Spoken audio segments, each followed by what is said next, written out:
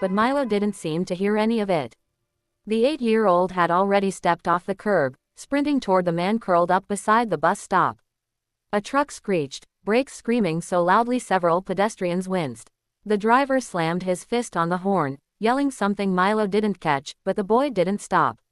He ran faster, because the man sitting on the ground, slumped, shaking, hands covering his face, was crying.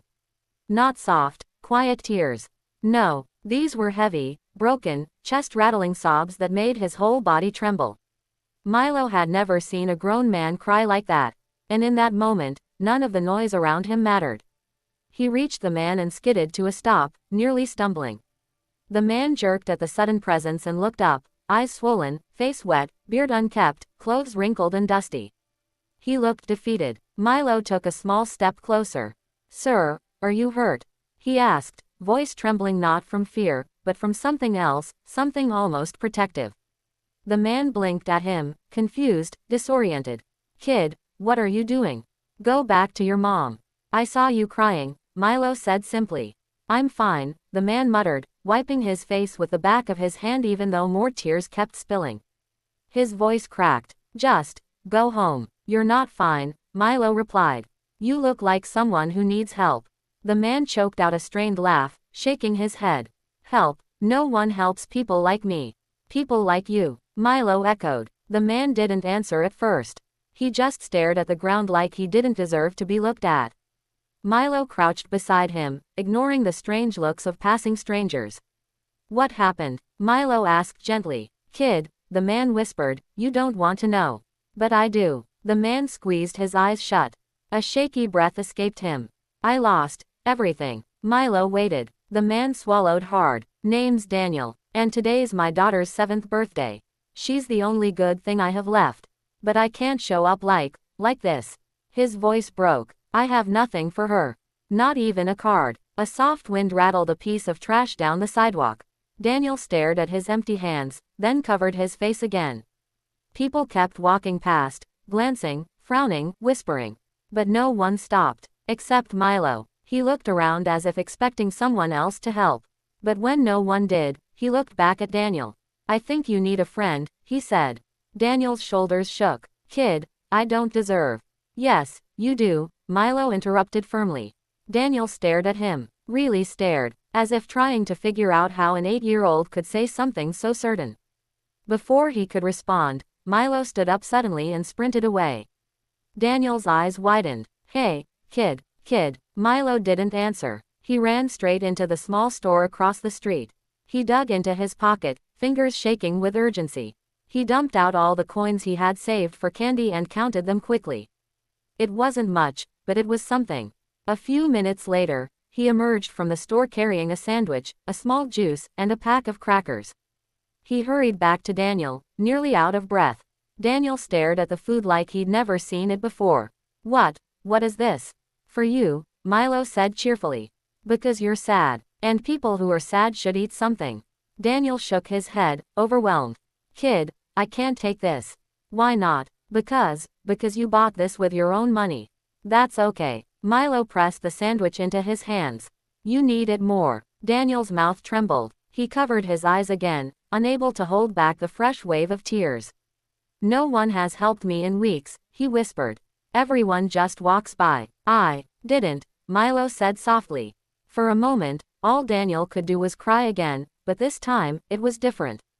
Softer, warmer, like someone had finally cracked through the thick cement of hopelessness weighing him down. Milo sat beside him on the sidewalk, swinging his legs casually as if this were the most normal thing in the world. "You said today is your daughter's birthday?" he asked. Daniel nodded. "Yeah, Lily. That's a nice name." Daniel managed a faint smile. "She's the brightest kid in the world. I haven't seen her in weeks. I've been too ashamed." Milo frowned. "Why?" "Because a dad is supposed to provide. And I can't even afford a cupcake." Milo thought for a second. Then he stood again and reached for Daniel's hand. "Come home with me." Daniel jerked his hand back as if shocked. "Wah, no, kid, absolutely not." "Why not?" Milo asked, confused. "Because your mom will freak out. She's going to think I'm dangerous." "You're not dangerous," Milo said confidently. "You don't know that." "I do." Daniel rubbed his face. Kid, you can't just bring home strangers. But you're not a stranger, Milo insisted. Not anymore. Daniel stared at him, torn between fear and disbelief. I can't go with you. You don't know the kind of mess I'm in.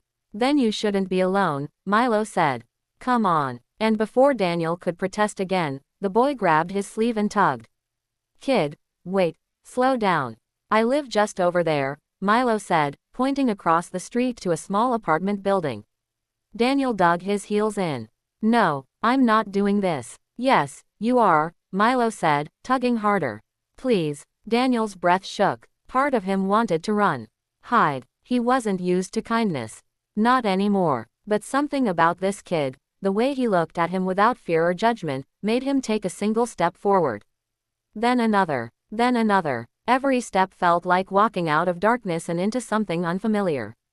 Something terrifying. Hope. As they reached the apartment door, Daniel's heart pounded so loudly he could barely hear anything else. Milo knocked excitedly. The door opened, and there stood Milo's mother, a woman with sharp eyes and a protective stance.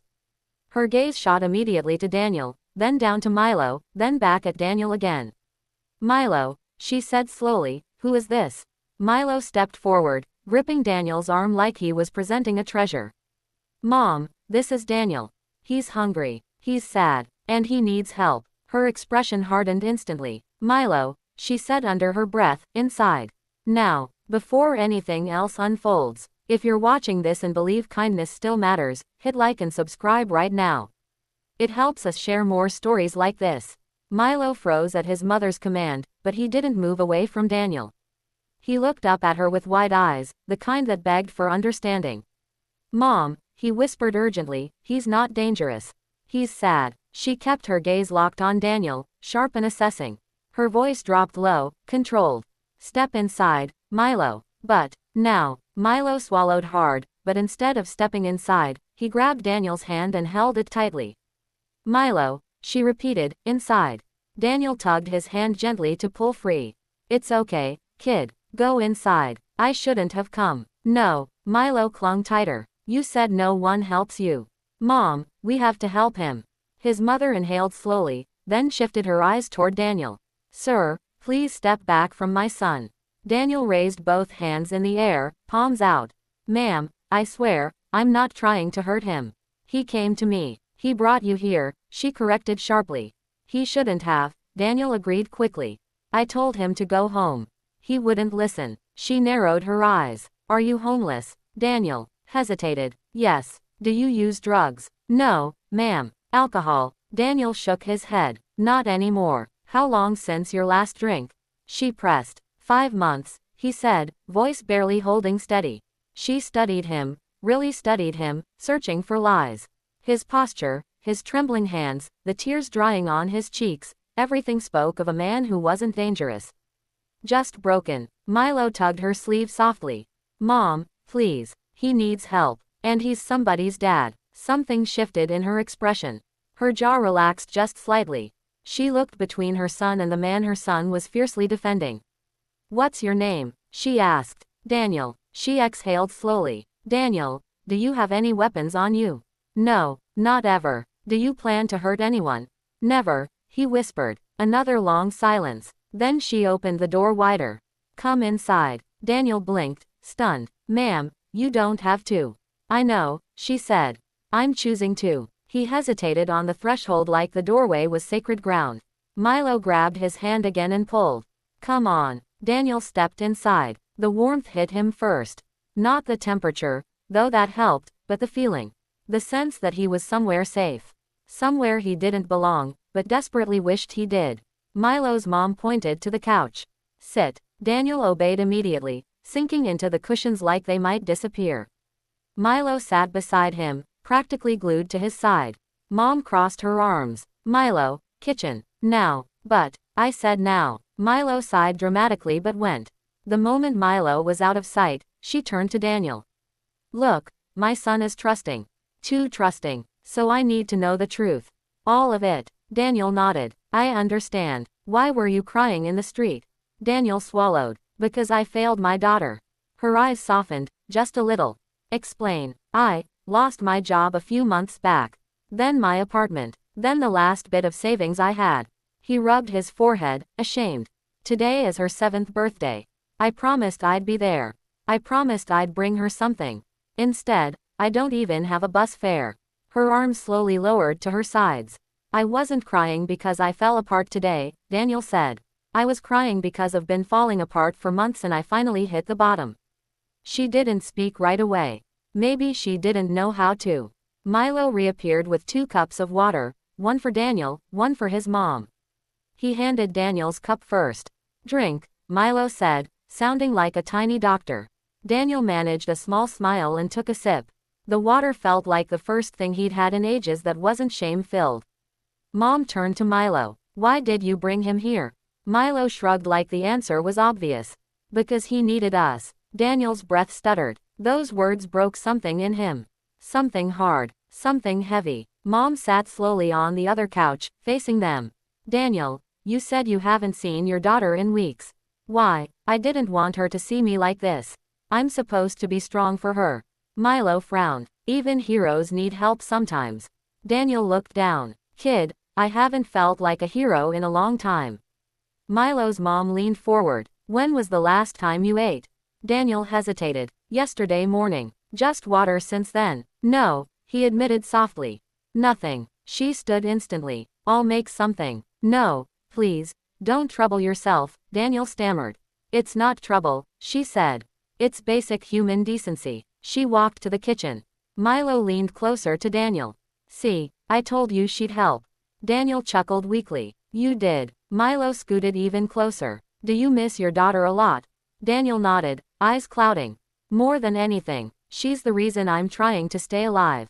Milo looked at him with a seriousness far beyond his age. Then we're gonna help you see her today. Daniel's throat clenched. I can't show up like this. Why not? I'm filthy. I smell. I look like someone she shouldn't hug. Milo grabbed his arm. My mom has spare clothes from my uncle. And you can shower. Daniel looked overwhelmed. You'd give me clothes. Yeah, Milo shrugged. You'd look cool. Daniel laughed. A real laugh, short but real. His shoulders loosened for the first time in hours. Mom returned with a plate full of food. Daniel stared at it in disbelief. For me, he whispered. For you, she said. He tried to thank her but no words came out. Not a single one. He just nodded repeatedly, eyes watering. He ate slowly, savoring each bite as if trying not to look greedy. Milo watched him with satisfaction, swinging his legs off the couch. After he finished, Milo jumped up. Come on, shower time. Daniel looked embarrassed. I'll make a mess. You can't make a mess bigger than my school bag, Milo said proudly. Mom handed him a towel and a small toiletry kit. Use whatever you need. Daniel stared at the items in his hands, stunned. Thank you, really. He went to the bathroom hesitantly, like he feared someone might change their mind and take it all back. When the door shut, Milo whispered loudly, We're fixing him, Mom. She sighed. We're helping him, Milo. Fixing someone is different. But she didn't sound irritated. She sounded thoughtful. While Daniel showered, Milo pulled out a piece of paper and a pencil. He scribbled something furiously until Mom leaned over. What are you doing? Making a plan, Milo said. For what? To save Daniel. Mom looked down at the paper. Step 1. Feed him. Step 2. Make him happy. Step 3. Clean him. Step 4. Help him see Lily. Step 5. Help him find a job. Step 6. Never let him be sad again. Mom's eyes watered. Just a little. Milo, that's beautiful. It's the plan, he said proudly. The shower stopped. A few minutes later, Daniel stepped out in clean clothes, hair combed back, face completely transformed. He still looked tired, but he also looked human again. Milo gasped. You look awesome. Daniel laughed. You think so? Mom nodded. You clean up well. Daniel rubbed the back of his neck, awkward. Thank you. For everything. Before he could say more, Milo suddenly grabbed his hand again. Now we go see your daughter. Daniel froze. I don't know if I can. You have to, Milo insisted. It's her birthday. Before Daniel can answer. If you believe in second chances, smash that like button and subscribe so we can share more stories like this. Daniel's hands shook as he followed Milo through the building, each step heavier than the last. His mind raced. What if she rejected him? What if he ruined the one day he promised to be there for her? What if he had nothing to give? Milo's hand squeezed his. You're gonna be okay, he said. I promise. Daniel wanted to believe the boy, but the knot in his stomach made it nearly impossible. He tried to swallow, tried to steady his breath. I haven't hugged her in weeks. What if she's angry? She won't be, Milo said firmly. She'll be happy. And even if she's not, you'll fix it. Daniel chuckled softly. Fix it? I don't even know where to start. You start here, Milo said, pointing to the doorway of the little apartment where his daughter lived with her mother. Right now, the door was plain, nothing special, but to Daniel it might as well have been a gateway to heaven. His hand hovered over the doorknob. He could hear faint giggles inside. His heart pounded so hard it nearly drowned out the sound. Milo leaned closer. You ready? Daniel inhaled sharply. I guess I have to be. Milo nodded. Good. Now open it. He turned the knob slowly. The door creaked as it opened, and a little girl with curly hair, dressed in a bright pink dress, appeared. Her eyes widened as she saw him. For a moment, there was only silence. Daddy, she asked softly, unsure. Daniel froze. The sound of her voice hit him like a tidal wave. His knees nearly buckled. Lily, it's me, he whispered. She hesitated for a split second, then bolted forward. Her arms wrapped around his neck tightly, and he lifted her up instinctively, holding her like he feared he might lose her again if he let go. She squeezed him with all the energy of her small body. I missed you, Daniel said, tears falling freely down his face. I missed you so much. I missed you too, Daddy. She shouted, holding on tight. I got a cupcake. She pulled a small, squished cupcake out of her hands and held it up. Daniel laughed through his tears. You saved a cupcake for me. Of course, she said, nodding enthusiastically. I knew you'd come. Milo, standing to the side, grinned proudly. See, told you she'd be happy. Daniel set his daughter down and hugged her again, inhaling her small, sweet scent. I thought I'd let you down today. I didn't have anything. She shook her head vigorously. You're here. That's everything. You're here. Daniel's shoulders trembled. He wiped at his face with the back of his hand. Thank you so much. Milo clapped his hands. See, smiles already. Step 1 complete. Daniel laughed, a raw, almost musical sound he hadn't heard in months. He looked at Milo, eyes shining. This kid, he saved me today. Do you know that? Milo shrugged. I just did what any friend would do. Daniel's mind wandered back to the months of loneliness, to sleeping in the park, to empty stomachs, to rejection after rejection. But now, holding Lily, holding a part of his life that had not abandoned him, he felt something stir, a flicker of hope. He leaned down to Lily. I'm going to make things right. I promise. We'll have more birthdays together, better ones. She smiled up at him. I like birthdays with you. Daniel laughed again, tears falling freely, but now mingled with joy. I like them too. Milo tugged at his sleeve. Okay, step 2, cupcakes officially shared. Daniel glanced at him and shook his head in disbelief. Step 2, you're treating this like a mission. It is a mission, Milo said proudly. Mission. Make Daddy smile. Completed so far, but there's more to do. Daniel laughed again. You're unbelievable. How old are you again? 8, Milo said, puffing his chest out. Daniel shook his head. 8 and wiser than most adults I know. Milo looked at him seriously. Adults forget how to care sometimes. I don't. Daniel's chest tightened. He wanted to thank him, but the words stuck in his throat. Instead, he just nodded and hugged Lily again, grateful for this small miracle. As they settled in the living room, Daniel noticed the little cupcake in Lily's hand. He picked it up carefully, then broke it in half. One for me, one for you, he asked. She nodded eagerly. He took a small bite, the chocolate sweet and warm in his mouth. The act was simple, almost mundane, but it felt like the first thing he'd truly savored in months. His stomach full, his heart fuller, he realized how empty he had been, not just physically but emotionally. Milo leaned against the couch armrest. You're smiling more already. Progress report. Very good. Daniel laughed again, genuinely, and leaned back. You know, kid, you might just be a miracle worker. Milo grinned. I know. Daniel glanced around the apartment, at the little family he'd almost lost, and for the first time in months, he allowed himself to believe in tomorrow. His mind started planning, not just to survive, but to rebuild, to work again, to show Lily he could be a father she deserved, to regain everything he had lost, step by step. He would need help, he realized. Milo's mother had already proven that. A warm meal, a safe place, guidance, kindness, small acts that added up to something far greater than he could manage alone. "Mom," Milo whispered, "he needs a plan." She smiled softly. "Yes, he does." Daniel overheard and tilted his head. "A plan." Milo held up the crumpled piece of paper he'd been scribbling on earlier. "Step 1. Eat. Step 2. Shower. Step 3. Smile. Step 4. See Lily. Step 5. Get a job. Step 6. Never be sad again." Daniel chuckled at the childish, bold phrasing.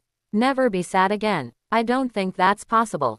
Milo's eyes narrowed seriously. "It is, if we work together." Daniel laughed and shook his head, tears brimming. "You are relentless." Milo shrugged. "Relentless heroes save people." Daniel swallowed hard, overwhelmed by gratitude. I don't know how to thank you." "Just keep trying," Milo said simply. Daniel nodded, his chest full of emotion. He looked down at Lily, smiling widely, and then at Milo.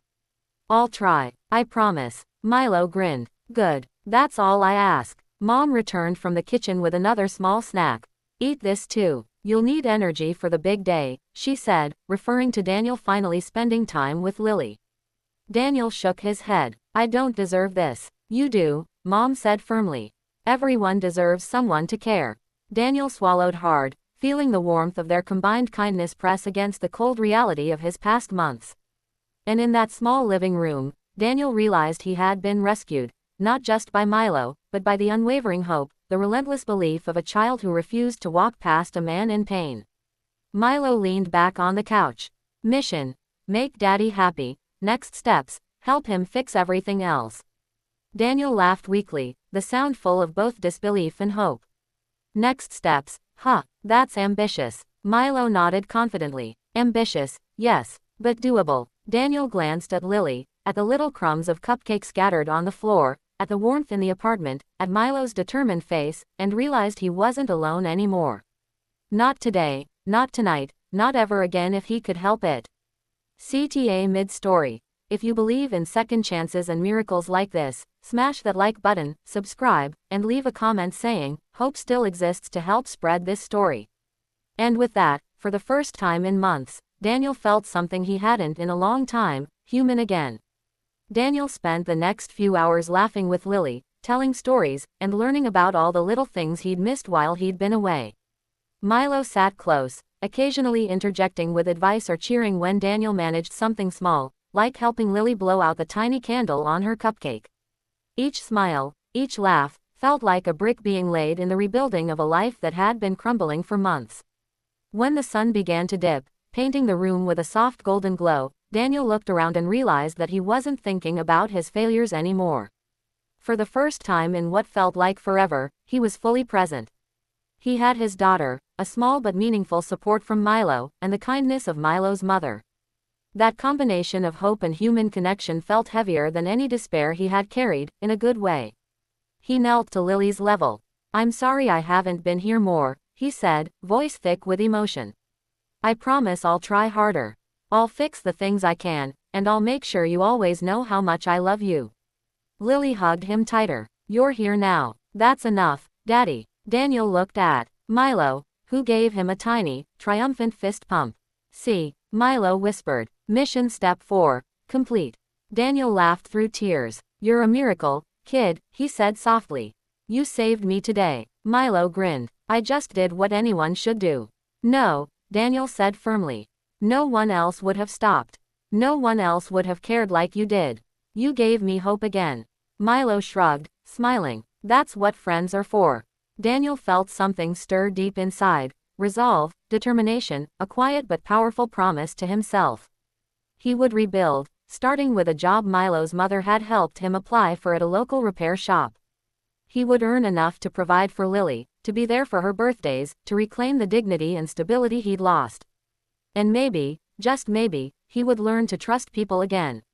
As the evening drew to a close, Daniel tucked Lily into bed, holding her hand for a moment longer than necessary.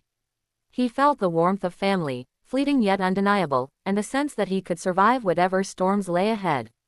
Milo waved from the doorway, proud and unshakable, a tiny hero who had changed a man's life in ways that no one else could.